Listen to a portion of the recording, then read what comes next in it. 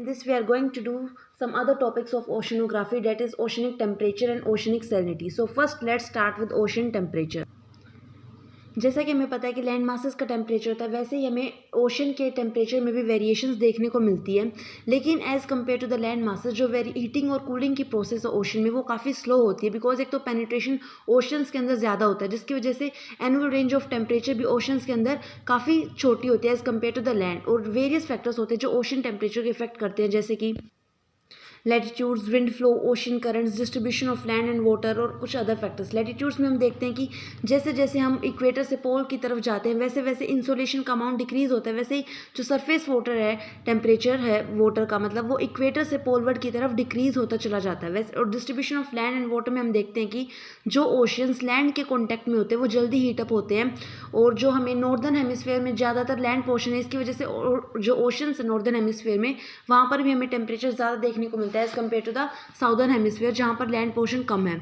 और wind flow में जैसे जैसे मतलब देखते हैं कि जैसे विंड लैंड मास से ओशन की तरफ मूव करती है तो वो वार्म वाटर को पुश करती है, push warm water from the coast away, जिसकी वजह से जो कोल्ड वाटर उसकी अपवेलिंग देखने को मिलती है। वहीं अगर विंड ओशन से लैंड मासेस की तरफ जा रही है तो वो पाइल अप करते हैं वार्म वाटर को नियर द कोस्ट, जिसकी वजह से टेम्परेचर इंक्रीज होता है। वैसे ही ओशन करंट्स भी, जो डिफरेंट ओशन करंट्स है वो भी ओशन के टेम्परेचर को काफ़ी इफेक्ट करते हैं। जैसे जो गल्फ स्ट्रीम है वो टेम्परेचर को रेज कर देती है eastern coast of North America में, वैसे जो लेब्राडोर करंट है वो कोल्ड करंट है वो टेम्परेचर डिक्रीज कर देता है north east coast of North America के।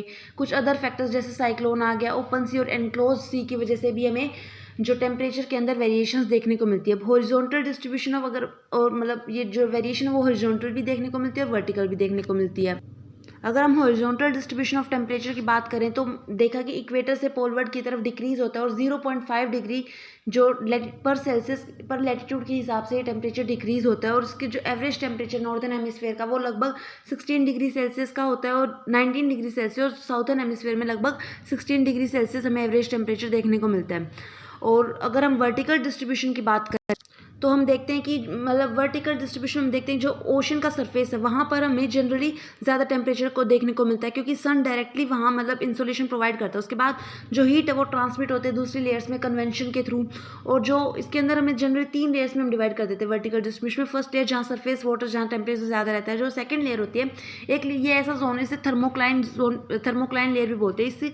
इसमें मतलब जो लगभग 100 या 400 के बीच में और एक ऐसी लेयर स्टार्ट हो जाती है जिसके बाद जो टेम्परेचर रैपिडली डिक्रीज होता है, और इस लेयर को हम थर्मोक्लाइन लेयर भी बोलते हैं। और जो मेजोरिटी और इसके नीचे डीप ओशन मतलब स्टार्ट हो जाता है, और जो मेनली वाटर 90% वाटर जो डीप ओशंस में हमें प्रोवाइड होता है वहाँ पर ज़्यादा वेरिएशंस देखने को नहीं मिलती। रैपिड डिक्रीज इस लेयर में हो जाता है, यहाँ से देखो रैपिड डिक्रीज हो रहा है। उसके बाद ये सारे फैक्टर मतलब ये 3 लेयर्स में डिवाइड करते हैं। उसके बाद ओशन सैलिनिटी की बात करें, अगर हम ओशन सैलिनिटी की बात करें तो ओशन सैलिनिटी का क्या मतलब, तो ओशन सैलिनिटी मतलब साल्ट का कंटेंट कितना ज़्यादा है साल्ट, और इसे हम पार्ट्स पर 1000 में कैलकुलेट करते हैं। इसकी जो अपर लिमिट है मतलब जनरली ब्रैकिश वाटर की 24.7 पार्ट्स पर 1000 हम बोल देते हैं। जो कुछ फैक्टर्स होते हैं जो सैलिनिटी को इफेक्ट करते हैं, जैसे इवेपोरेशन, अगर इवेपोरेशन ज़्यादा होगा तो सैलिनिटी ज़्यादा होगी। मतलब इसका मतलब क्या हुआ, इवेपोरेशन का और सैलिनिटी का डायरेक्ट रिलेशन है।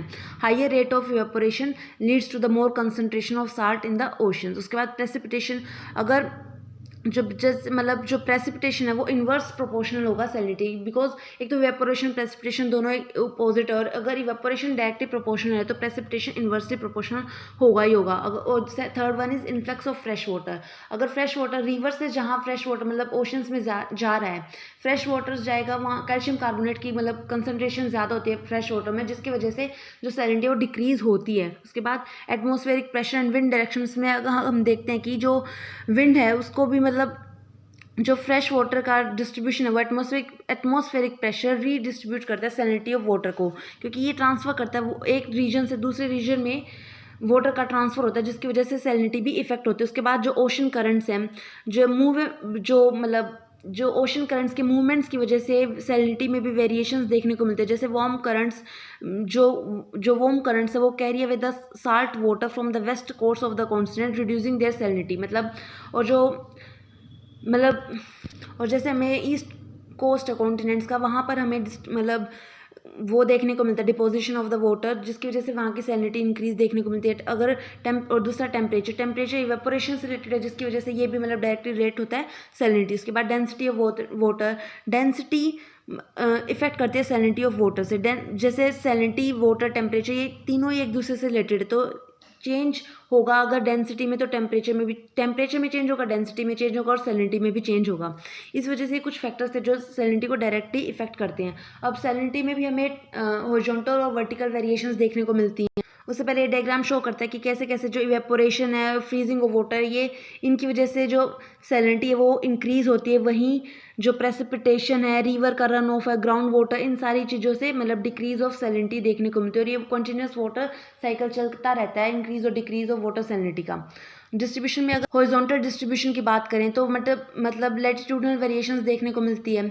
अगर हम देखें कि इक्वेटर वर्ड्स ज़्यादा टेम्परेचर हाई रहता है, जिसकी वजह से वहाँ की टेम्परेचर मतलब जो सैलिनिटी है वो ज़्यादा होती है एज़ कम्पेयर टू द मतलब पोल वर्ड अगर हम जाएँ।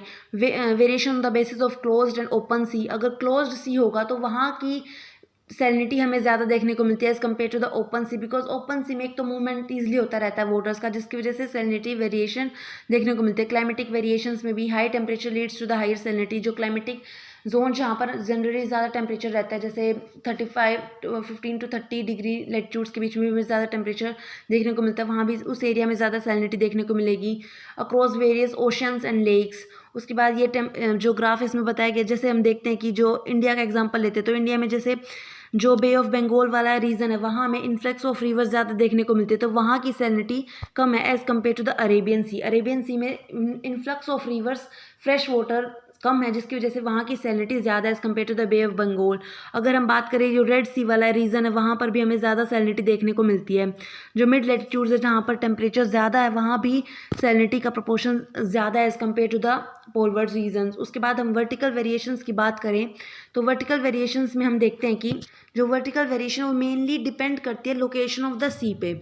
और अगर इसको हम लेयर्स में बात करें तो सबसे पहले सरफेस वाटर आता है। सरफेस वाटर जहाँ पर जो सैलिनिटी है वो increase if there is a loss of, अगर वो इंक्रीज हो गया, अगर लॉस ऑफ वाटर इवेपोरेशन ज़्यादा हो रहा है या फ्रीजिंग ऑफ आइस हो रही है तो वहाँ की सैलिनिटी इंक्रीज हो गई। अगर डिक्रीज हो गया या फिर अगर फ्रेश वाटर आया तो डिक्रीज होगी। सरफेस वाटर इस चीज़ पर मतलब सरफेस की सैलिनिटी इन चीज़ों पर डिपेंड करती है। उसके बाद डीप सी ओशंस में अगर हम बात करें तो वहाँ पर जनरली हम देखने को मिलता है कि जो सैलिनिटी है वो फिक्स रहती है, बिकॉज ना तो मतलब वाटर लॉस हो रहा है ना वाटर ऐड हो रहा है। और जो लेकिन शार्प डिफरेंस देखने को मिलता है हमें सरफेस वाटर की लेयर के और डीपर जोन्स की, मतलब ओशन की जो डीपर जोन है ओशन का और जो सरफेस वाटर, वहाँ की सैलिनिटी और अब सरफेस वाटर की सैलिनिटी में हमें काफ़ी डिफरेंस देखने को मिलता है, जिसकी वजह से मतलब जो ये लेयर फॉर्म हो जाती है। जो salinity increase with the depth because the salinity increase the density of water and due to which the denser saline water sink below and the light water with lower salinity which rest at the surface. जो एक distinct zone बन जाता है salinity difference का, जहाँ से salinity sharply decrease हो रही है, इसे हम हेलोक्लाइन बोलते हैं। ये रीज़न है हेलोक्लाइन का। तो इन सारी इसकी वजह से हम ओशन का स्ट्रेटिफिकेशन ईजिली कर देते हैं। ये मतलब इन ऐसे होता है ओशन का layer wise stratification. Thank you.